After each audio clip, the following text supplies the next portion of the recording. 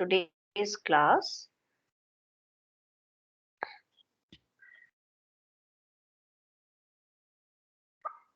In the last class, we had studied about,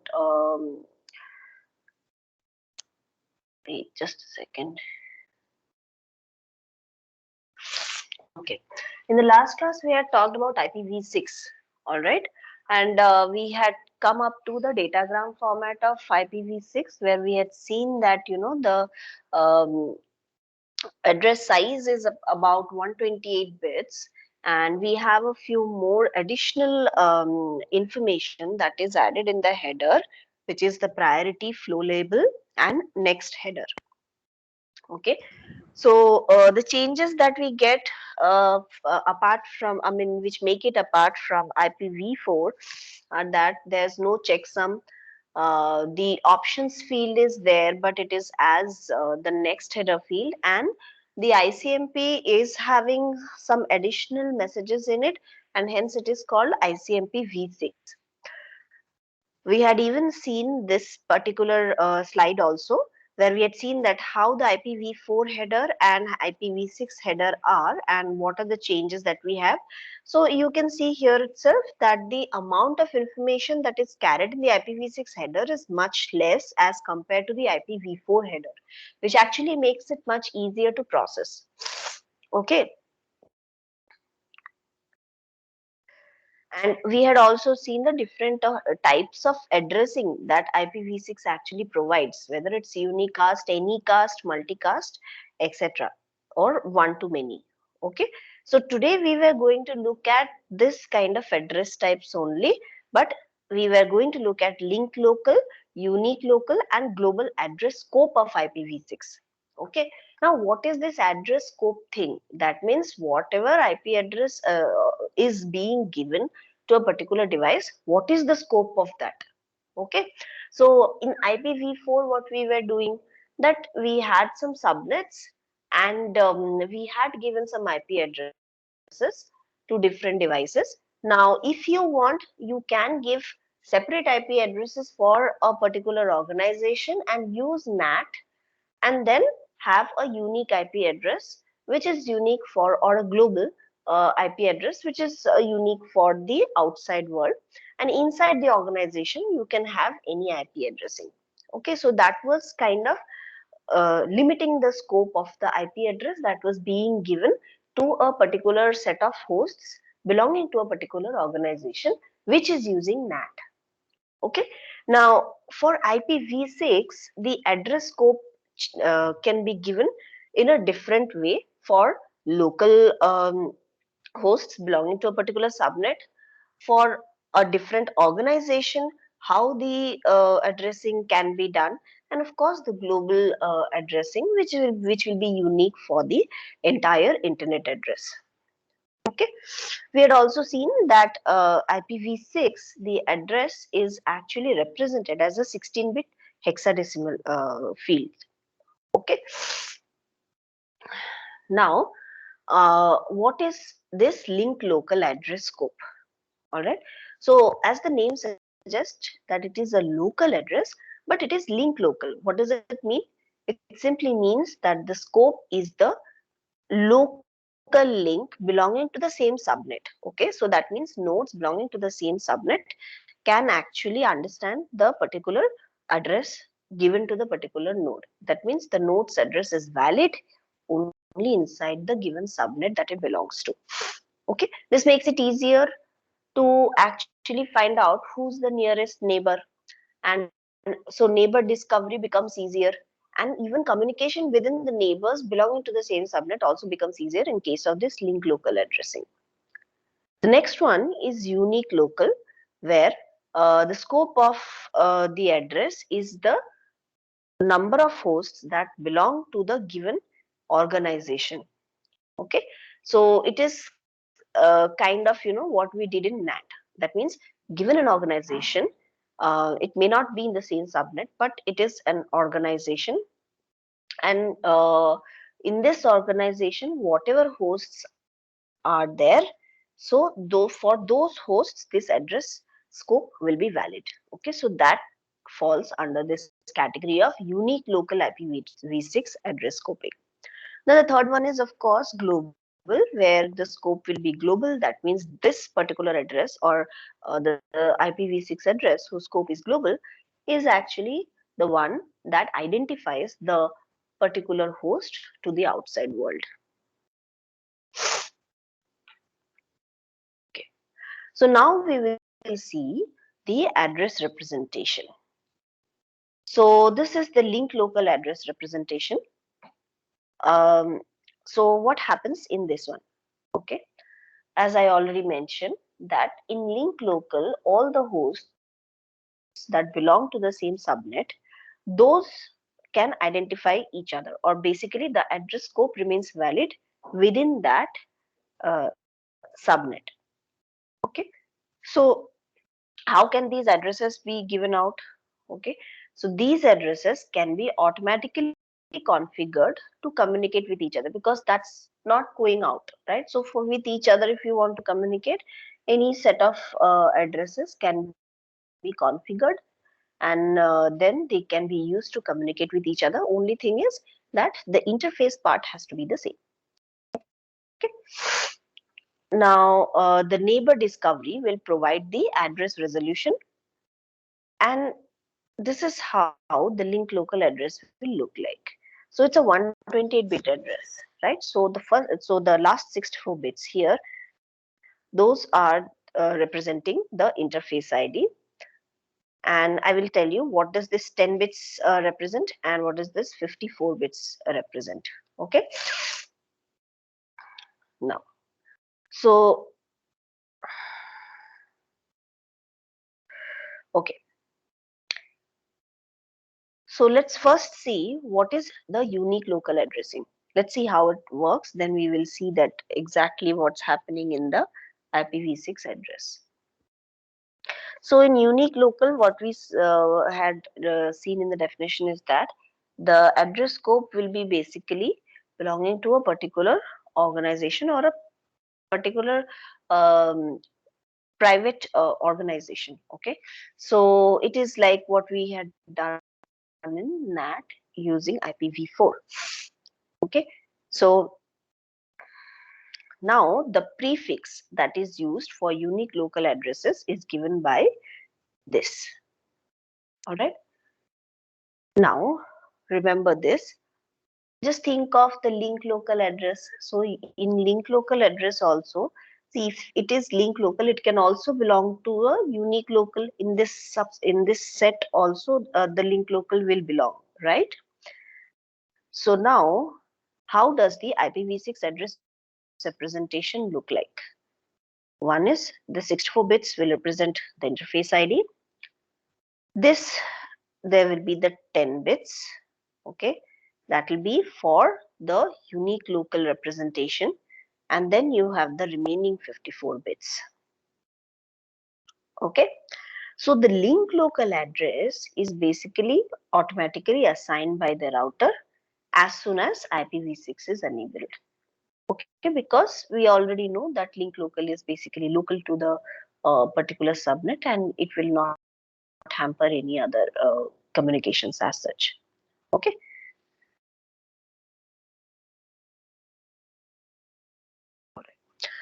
Now this is for global unicast. Okay. So how does the address look like? So we will have this interface ID as the 64 bits. This part will be the same. Okay.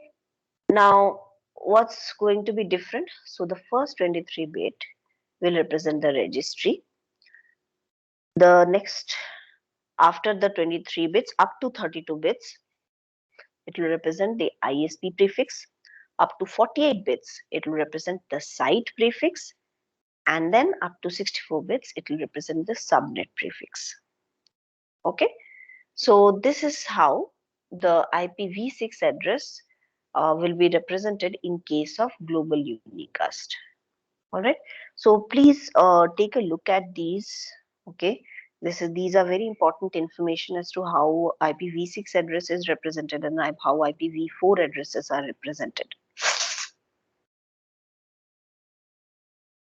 Right. Now, one difference that we have apart from IPv6 in IPv6 is DHCP. Okay. So in DHCP, when we had learned in IPv4, it was a stateless configuration. Okay. Whereas in case of V6, it is stateful configuration. All right. So how it is stateful? So it not only provides the, first of all, it has the information, it keeps the information, and it provides not only the IP addresses but also some configuration parameters. Okay, including the DNS.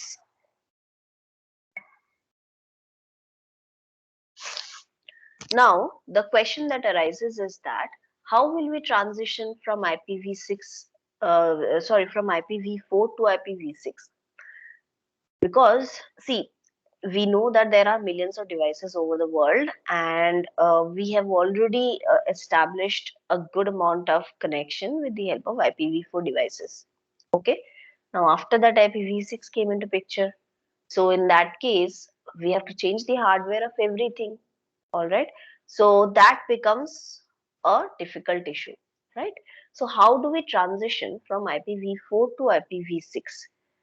Given that in IPv4 we know that IP addresses are going to get exhausted. Okay, so we need to have, and also in IPv6 we have some more advantages apart from that, because it takes, the header size is less. You have such good address, very nice categorized way of address scoping. So these are some advantages that IPv6 provide as compared to IPv4. So in order to get all of these benefits, we need to have hardware which actually supports IPv6 communication. But already with IPv4, a good backbone has already been established. So how do we work with IPv6 given that the backbone has already been established with IPv4? So there are three options that can be taken. One is dual stack, then or dual stack IP it is called. Then we have IPv6 IPv4 tunnel. It is also called as tunneling. And then we have IPv6 IPv4 translation. Okay, so we will do one by one each one of them. Okay, so this is how this is a big diagram consisting of all the three categories that I just mentioned.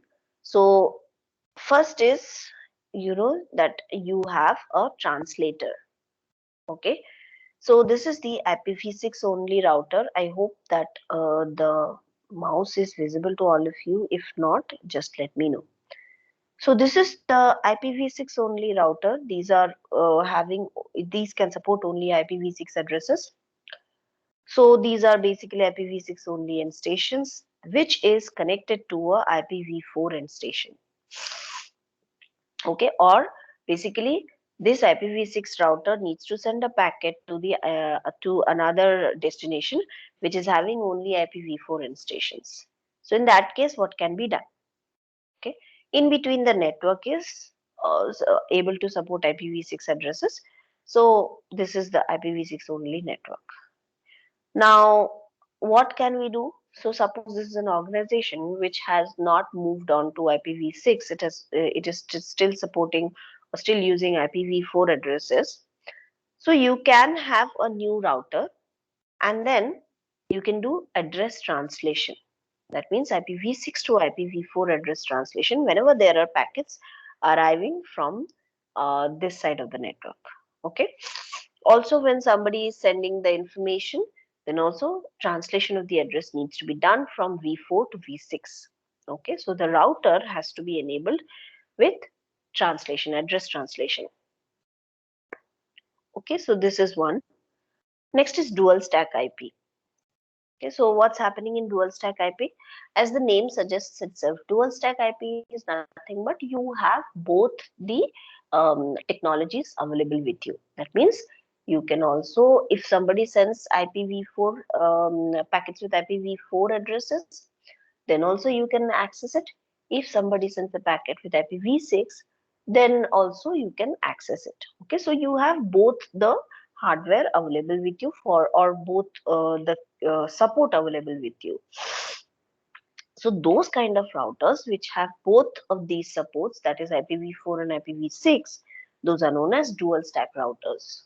Okay, so this organization which has IPv6 only end station wants to communicate with another organization which is also having IPv6 organizations, but the network in between is having only IPv4 network.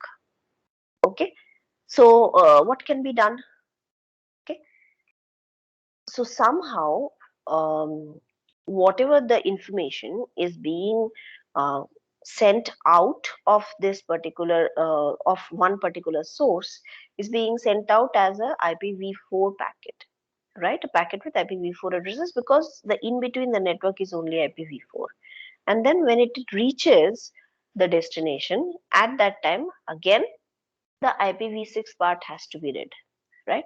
So this way of, both the ends are IPv6, but in between there is an IPv4 network. In that case, we use IP tunneling, okay, so that we can send the IPv6 datagram in the IPv4 datagram itself as a payload, and then send it over the IPv4 network. Okay, so this example we will see clearly a little later in the next slides. So this is known as, so with dual stack router itself you are using tunneling to send the information. Okay, now same thing with a dual stack router. So if you have, sorry, if you have a dual stack router altogether, you can also not bother about what's happening outside, because if outside also you have a dual stack router, so whatever kind of addresses are coming, whether it is IPv4 or IPv6, your router will be able to support that. Okay, so simply with dual stack scenario, if that comes, then this is the scenario. If you have dual stack on both sides, but in between IPv4 is there, then you can use tunneling.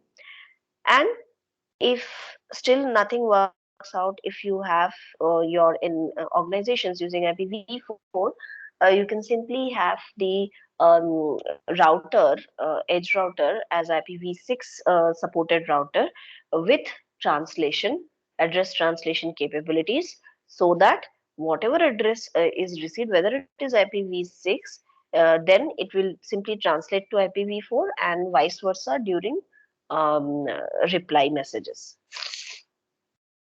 Okay, so these are different transition mechanisms. Now we will explain them one by one. So first is, let's talk about dual stack IP. So what does dual stack IP do?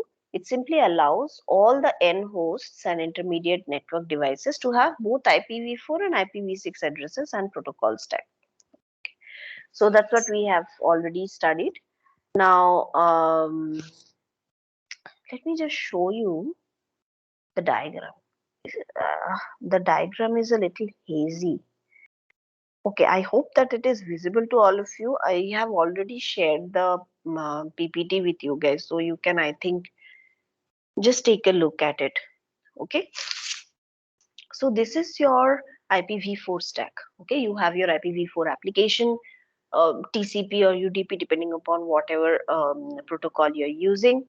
Then IPv4 at the network layer, and then at the link layer Ethernet is being used, suppose. Okay, so this is the single IPv4 stack that can be used.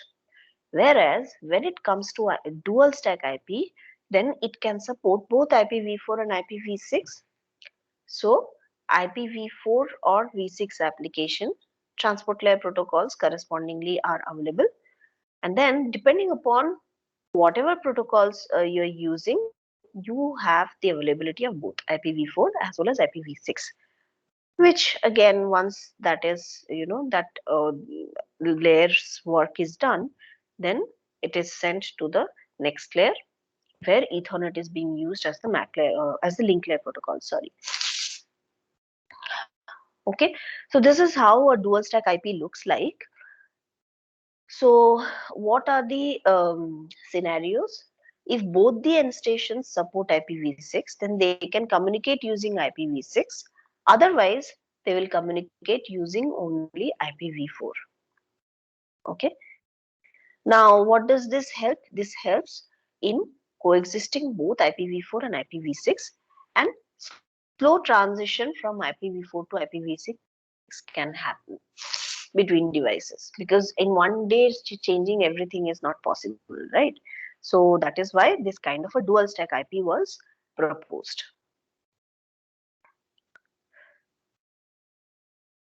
So this is how it would look like. You can have both devices supporting both IPv4 and IPv6. These are routers which are dual stack IP, and therefore correspondingly you can connect with the devices.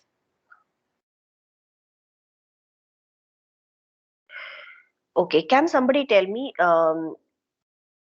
what can be the issues with dual stack IP,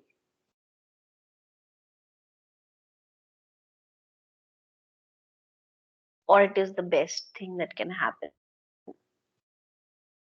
Any idea?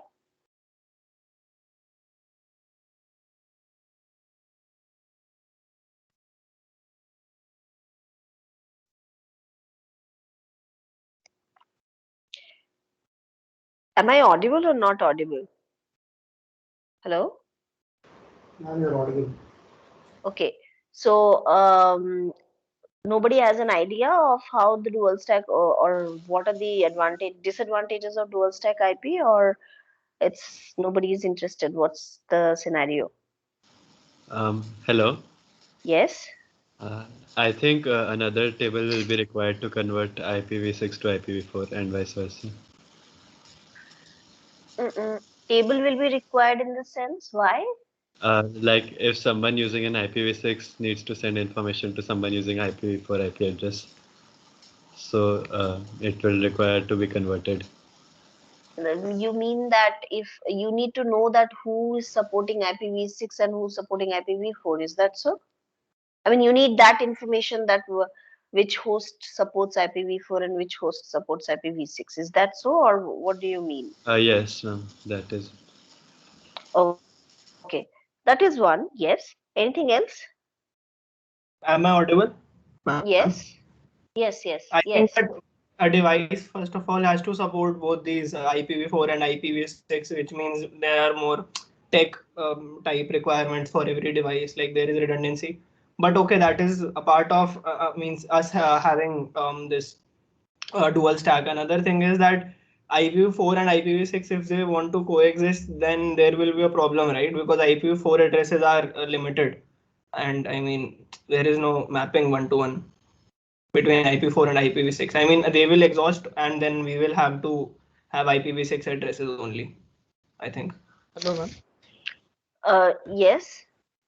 Ma'am, there can be loss of information if you are converting from IPv6 to IPv4, I guess. Why? Because it is Because, having less by number of bits. because the number of fields in the datagram of IPv6 somewhat are different from IPv4. So there may be Huh. some field which doesn't have any counterpart in IPv4 for IPv6. So this may lead to certain loss of information, I guess. Okay.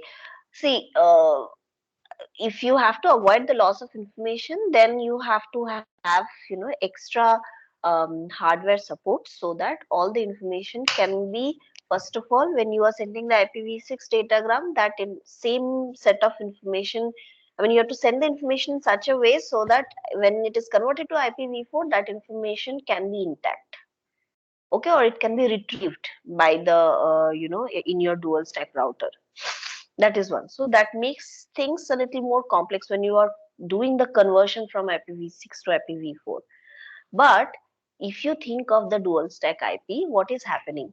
You have your separate IPv4 in your network layer. You have your separate IPv4 addressing. You have your separate IPv6 addressing. Okay. Now, if you get some IPv6 packet, you can actually just take a look at this. If you get see here, look at the mouse here. If you get some IPv6 packet, you can actually simply move here and then use the corresponding protocols. If you get some IPv4 packet, you can simply move here and get some corresponding whatever tasks are there correspondingly. you can perform those tasks on the datagram and then send it to the next layer. The problem that will happen when you use dual stack is that maintenance of these two, IPv4 and IPv6 together, that becomes very difficult, and it is costly also. Okay, increases the complexity also. Okay, so these are some issues that will come up, and of course, as I did not check the name of the student, but he said that you actually need to know that um, which host is actually going to support IPv6, which host is actually going to support IPv4 when you are trying to send some information. Okay, so that information is also required. All right, so these are some of the issues of what problems can occur when it comes to dual stack IP. Now, let us look at the scenario when you guys are talking about that conversion of IPv6 to IPv4. That means what we are looking at is not, so what I'm going to tell you now is not about address translation. I'm just going to tell you the scenario that what happens if somebody is, the end host is supporting IPv6, but in between the routers are not supporting IPv6, they are IPv4 routers. Okay, so in that scenario, you can actually use a concept known as tunneling. We have already seen that one of the methods for translation is tunneling. So what's tunneling? Okay, and I also mentioned, as one of you just told, that when we are converting IPv6 to IPv4, then some data may get lost because IPv4 has some extra information, whereas IPv6 does not have it. So all of these problems can be solved using this scenario, which is known as tunneling. What happens in tunneling? You have your IPv4 datagram, but in your payload part of your datagram, IPv4 datagram, you add the IPv6 datagram. Okay, so what is happening? You have all the information related to IPv4 datagram, whatever is required, and in the in the payload part or the data part of this IPv4 datagram, you have added the IPv6 datagram. So in between, whatever type of router you are facing, in between, if you are facing IPv4 router, it will take it the entire thing as a IPv4 datagram. Okay, and then it will use the protocols on it. And then if you finally get to an IPv6 datagram, then you know that in the payload part, IPv6 router if you face, then you know that in the payload part of this, you have the IPv6 datagram. Now let us see how it works out. See, this is a logical view of how tunneling happens. So you have IPv6 supported routers here, and essentially you are creating a tunnel in between the IPv6 supported routers. Okay, now this tunnel can have IPv4 routers. Okay, so what is the physical view? So this is the physical view here. You have IPv6 supported routers in the end, and in between you have some IPv4 supported routers. So what are you essentially doing? When it goes from one IPv6 router to another, then of course it goes as one IPv6 datagram. But when it has to go from IPv6 to IPv4, then there has to be a translation that needs to be made. That means the IPv6 part will be going as a payload part of the IPv4 datagram. Okay. Now, source is B and destination is E. Both are IPv6 supported datagrams. IPv6 supported routers. So this is the V6 part, and red part is the V4 part. So it moves, and then at the router D, and there has to be again a translation made from V4 to V6. See, V4 will not be able to send, D, which supports IPv4, will not be able to send the datagram as IPv4 supported one. So it will just simply send the IPv4 type packet, and then when it goes to E, then it will be from the payload part, it will be extracted, the IPv6 part, and then it can be sent further to F if required. Okay, so essentially you are creating a tunnel of the IPv4 routers which are there in between. Essentially, this through this tunnel you are sending all the IPv6 packet, making them look like IPv4 datagrams. Okay. So this is one way of transferring your or this is one way of translation of IPv4 to IPv6 addresses. Okay. Now, next is another translation. This, all of you are aware of it. You have read it in terms of other ways in IPv4, making it look like, that it helps in security, it helps in just giving a local address, it helps in changing the ISP. We have all seen that. But this is one of the most important features that network address translation or NAT provides. Okay, and that is this IPv6 to IPv4 translation. So your entire organization, all the hosts belonging to your organization, locally they can have IPv4 addresses. Okay, you don't have to change the hardware of every host that you basically have. What you will change? You will change the address of the outside router or the router which actually identifies the organization, and that will have a NAT table which will be responsible for the address translation from V6 to V4. Okay, so this is what's happening. The outside is IPv6 network, and the inside the organization we have the IPv4 network, and this is the router which has NAT capability, and it does the address translation from V6 to V4 when it is sending the data to the corresponding hosts. Okay, so all the load comes to this particular router, which is the NAT router. Okay, so I hope this part is clear to you.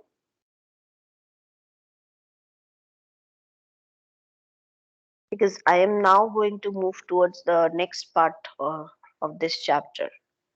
Okay, let me go to that. Oh, okay, all right.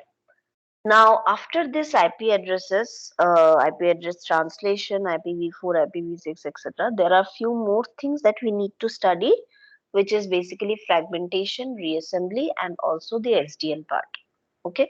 Now, I took a look at the presentation or the PPT that has been provided by Kuros and Ross. Okay, it is not that much explanatory. Some more explanation requires whatever concepts are there, whether it is middle boxes or SDN or fragmentation and reassembly. So I have made a little more bigger presentation on this, but a few more slides I want to add on it, and then I will take a class on that. Okay. So I am skipping the fragmentation and reassembly part right now. I am going to the control plane part today. Next class, I will take the fragmentation and reassembly part and also the SDN part. Okay. All right. Okay. Let's take a look at the control plane. So we have already studied about the data plane part up to now. Today we are going to start with the control plane part. So what do we know about the control plane part? That means now we are going to look at the different routing algorithms, SDN controllers, and network management and configuration. Okay, so this is basically, how or what are the different protocols that are being used in reality. We are going to look at some of them. Let's look at this is just the roadmap. So first we are going to look at the different routing protocols. We categorize routing protocols into two categories. One is link state routing protocols and another is distance vector routing protocols. We will see what these two are. Then we are going to look at these protocols which are used in reality, that is OSPF, BGP, etc. We're going to look at SDN control plane, and then we are going to look at ICMP. Finally, we'll see whether we are going to look at netconf or not. We are definitely going to look at SNMP. All right. Now, this is again repetitive what we had studied in the starting of this chapter, that we have the main functions, network layer functions, forwarding and routing. Forwarding corresponds to data plane functions and routing corresponds to control plane functions. Okay. So, there are two approaches to structure the network control plane. One is your per router control and another is a centralized control. If you remember, this is how it looked like. So per router control will be at each router you have individual routing algorithm components, and then each one of them will be able to connect or interact with the control plane. So you have the routing algorithm, and then the content of the algorithm, sorry, the output of the routing algorithm will basically uh, imply what should be the content of the forwarding table. And then logically, if you see, these routing algorithms are basically getting connected with the network. They are interacting with each other and then giving the information and putting that in the, and helping to put that in the corresponding forwarding table of the routing table. Okay, sorry, forwarding table of the router. But this is at the individual level of each routers. So that is why it is known as the per router control plane. If it is done in a centralized manner, then in that case we call it as the software defined networking or SDN control plane. So instead of having the individual tasks being done at the each one of the routers, what we have is we have this centralized remote controller which is responsible for getting the information of all of the nodes in the network, and then giving the information correspondingly to the respective forwarding tables of the routers. Okay, so this part will become the control plane part, and the rest of the part will become the data plane part. Okay. So now we are going to take a look at the different routing protocols. Okay. So first let us start with what is a routing protocol. So routing, as we know, the name itself suggests that means you want to find the route from one host to another host. That's known as routing. And the protocol which allows you or which helps you to get the best path from the source to the given destination is known as a routing protocol. Okay, so what should be the goal of the routing protocol? It should determine the best path or the good paths. If you don't get the best path, of course you have to give the alternate paths, right? So the good paths from the sending host to the receiving host through the network of routers that are laid between the source and the destination. Now, some terms we need to know. Path. So what is path? It is just a sequence of routers or routers that the packet will traverse from the given initial source host to the final destination host. And what do we define as this good, the term good? That means I just told that it should be the best path or alternatively the best one.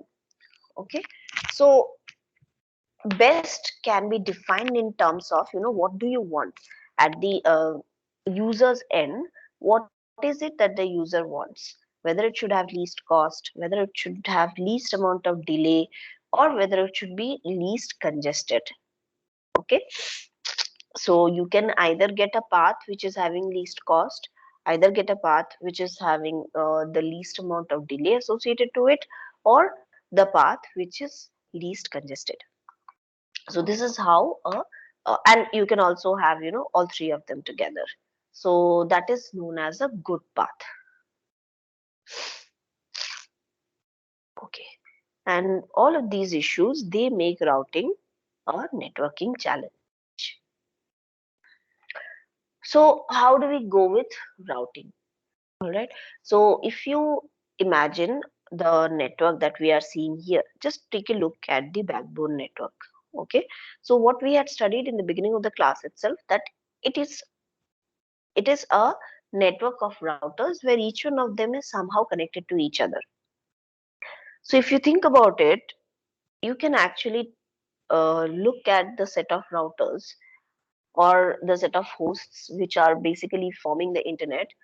They can actually act as nodes of a graph, and the edges can actually represent the path between the two hosts, or the link between the two hosts, sorry. So we can represent the network as a connected graph. Okay. So here we have considered the graph as G equals n comma e, where n is the set of nodes, that means hosts, and e is the set of edges, which is basically the links between the hosts. Okay, so this is the graph abstraction, and each of these links are associated with a weight. Okay, now these weight can represent anything, whether it can represent the cost associated when you traverse from a particular node to another. It can be the delay associated to it. It can be the bandwidth that is, or the link capacity which is there. So weight can be any of the properties or features that we are basically looking for. Okay, so here in this graph which is given in this slide, you have these set of nodes, that is u, v, w, x, y, and z. Okay, so these are, here the nodes are basically routers, and e is the set of links between these nodes which are given by these sets. Okay, u, v, ux, vx, etc.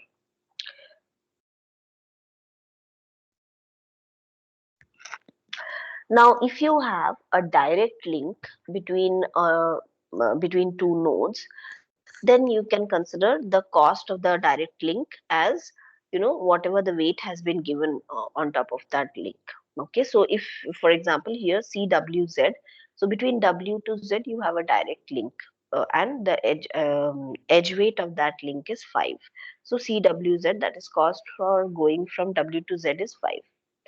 And what do we do when we are representing the cost is that if your hosts are not directly connected with each other, then in that case the cost is considered as infinite.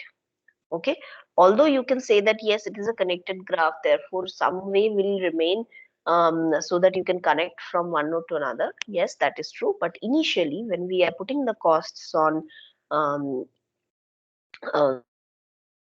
each of the edges, or sorry, costs corresponding to each one of the node pairs. So in that case, if there is no direct link, if there is no direct link between two hosts, then we consider the cost as infinity.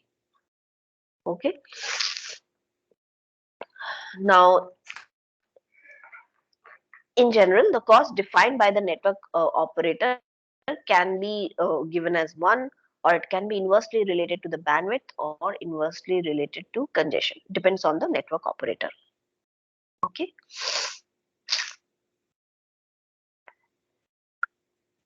now let us see how routing algorithms are classified. Okay, so first one was link state algorithms. We had already seen it. Okay, so what is link state algorithm? Link state algorithms are those algorithms, or those routing algorithms, where every host knows the information of every other host, or every host knows the link information of every other host belonging to that network. Okay, so it is also considered or known as a centralized kind of a network, centralized kind of a routing algorithm. Essentially, if you think about it, if there's a central entity which is controlling all the hosts in the network, it will have the information of all the hosts, and it can give the information of all other hosts to each one of the hosts belonging to that particular network, right?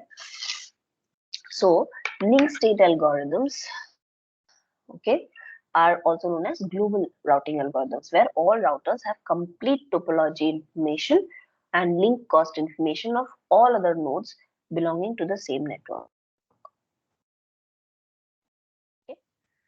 Now, given the amount of routers that we are having, and if the size of the network becomes too large, in that case, getting and having the information of all other nodes in belonging to the network is very difficult.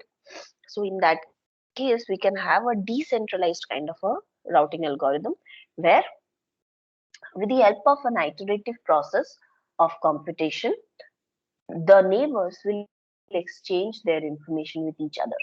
Okay. So essentially what's happening in this case, that is, nodes are unaware of the other nodes information belonging to the network, except the ones which are directly connected to them. If you are directly connected, or if your host is directly connected to another host, it will definitely have the topology information of the other one. But if it is not directly connected to the other host, in that case, they will exchange the information from their neighbors. Okay, and then they will get the information. So such algorithms are known as distance vector algorithms.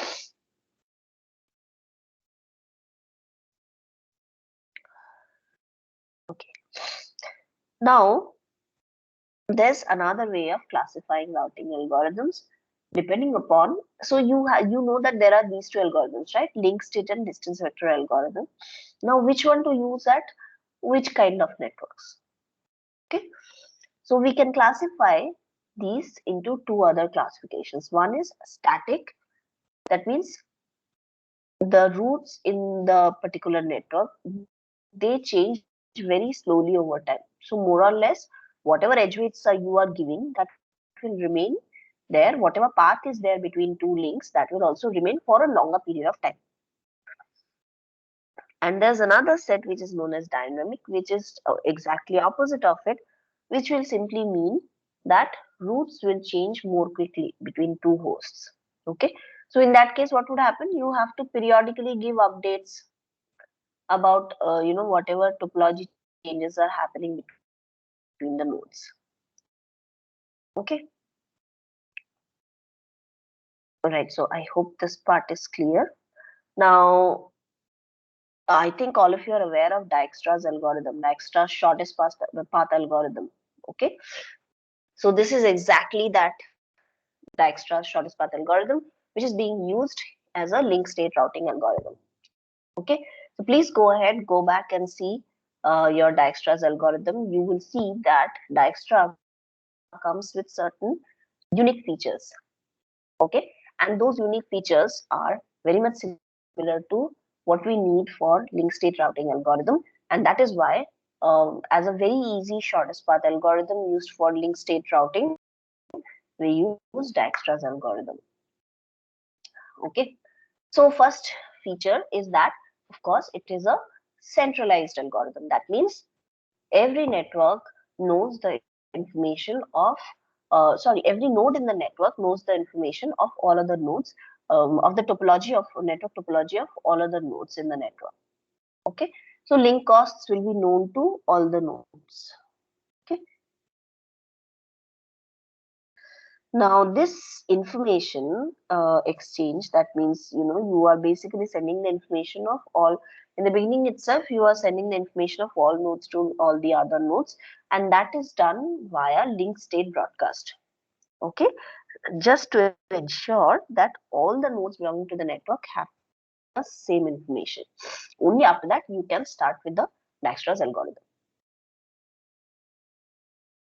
Okay. So what you do, you first have to compute the least cost path from one node to all the other nodes, right? So if you see Dijkstra's algorithm, it basically gives you the shortest path from one node to all the other nodes in the graph, right? So same thing will happen here. you will get the least cost paths from one node to all the other nodes in the network. It also gives the forwarding table for that node. And it is an iterative process. So after k iterations, you will know the least cost path to k destinations. Okay. And these are certain notations that are there. So for example, cxy represents the link cost from x to y. We already have seen that if there is direct link, then you will have that value as cxy. If not, then it will be given as infinite. dv will be the estimate of the cost of the least cost path from the source to destination. And PV will basically say that what is the predecessor node along the path from the source to the destination V. And N dash represents the set of nodes whose least cost path is known, already known. So these notations I'm just saying right now. In the next class, when we actually do the Dijkstra's algorithm, we will take a look at it. In the next class, we will also take a look at fragmentation and reassembly, and then we will go with the Dijkstra's algorithm. Okay. So since time is not there, so I will stop the class here. If you have any questions, you can ask.